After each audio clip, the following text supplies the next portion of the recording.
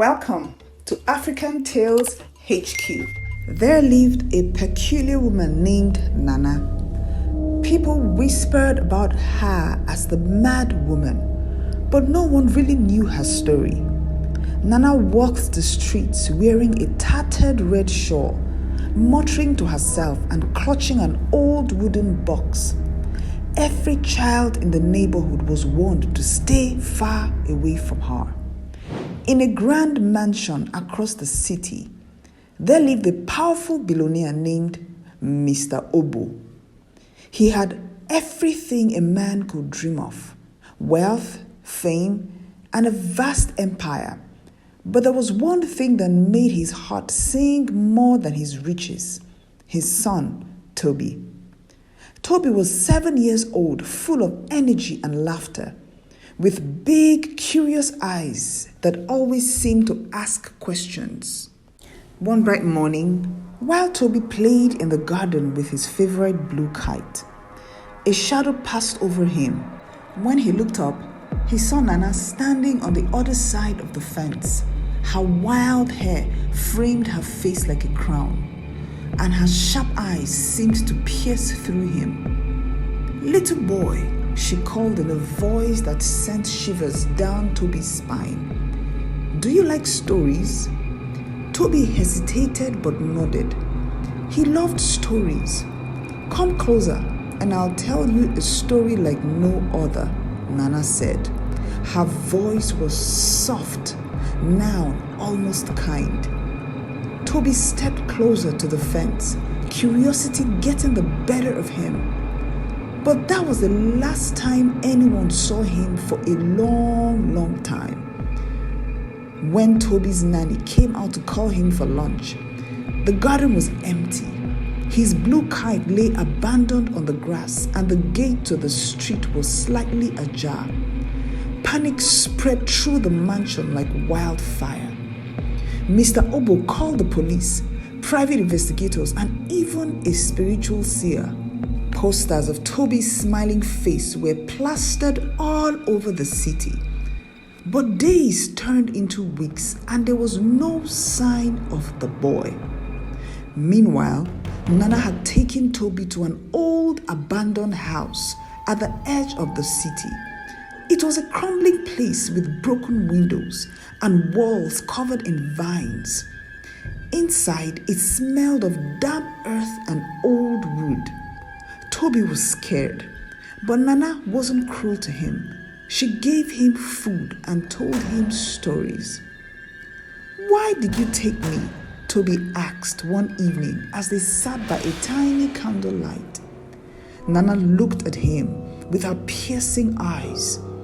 "Because, little one, you don't belong to them." "What do you mean?" Toby asked, confused. "Shh," Nana whispered.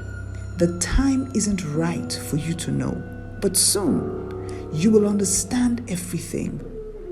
Far away, in the city hospital, an old nurse named Mama Keji sat alone in her tiny room. She had seen the news about Toby's disappearance, and it had awakened a memory she had tried to bury for years.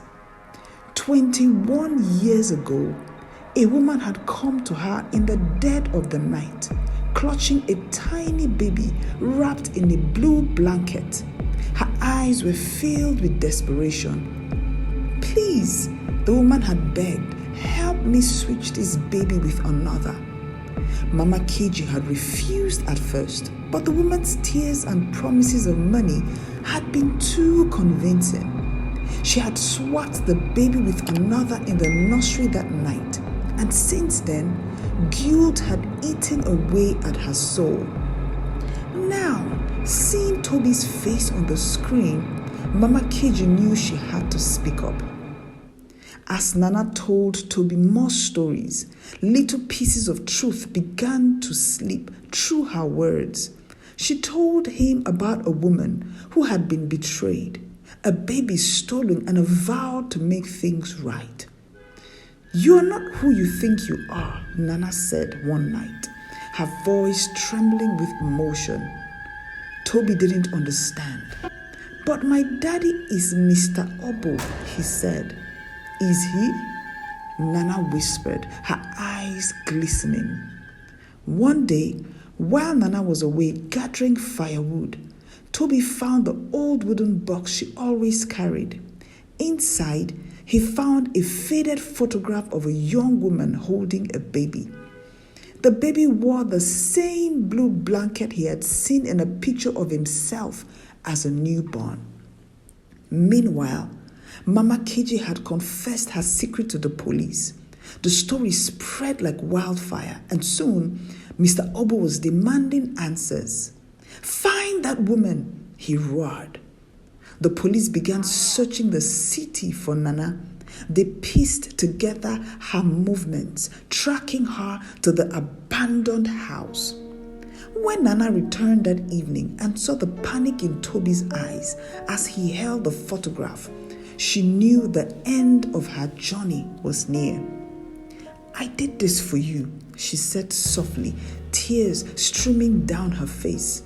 "You deserve to know who you really are." But before she could say more, there was a loud bang on the door. "Police! Open up!" Nana grabbed Toby's hands and pulled him towards the back door. "We have to run," she whispered. They ran through the dark, winding streets with flashlights and voices chasing them. Nana held Toby tightly, her heart pounding. She had promised herself she would protect him no matter what. When they were finally cornered in an alley, Nana knelt before Toby. "I need you to be brave, little one," she said. The police surrounded them, and Mr. Obo arrived moments later, his face pale with worry. "Toby," he cried, reaching out for his son.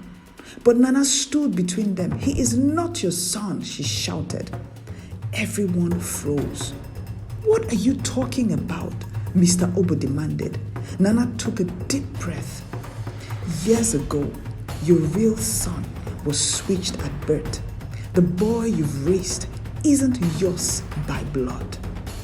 Gasps filled the air. Toby looked at Nana, then at Mr. Okoro. I am not your son?" he asked, his voice trembling. Before Mr. Obo could answer, Nana handed him the photograph from the wooden box. "You can deny it all you want," she said, her voice breaking, "but the truth will find its way out." The police took Nana away that night, but the question she left behind lingered. Was Toby truly Mr. Obo's son? Who was the other boy, and where was he now? DNA tests were ordered, but deep down, Mr. Okoro didn't care about the results.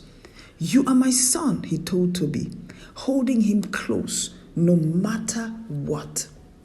As for Nana, she sat in her cell, a small smile on her lips. She had done what she set out to do. The rest of the story, she knew, would unfold on its own. And somewhere, in the quiet corners, the truth waited patiently, ready to be discovered. Watch out for part 2 of the story. The end. Thank you so much for watching this video. If you enjoyed it, kindly share your thoughts by commenting, support me with the super thanks, like and subscribe. See you in my next video.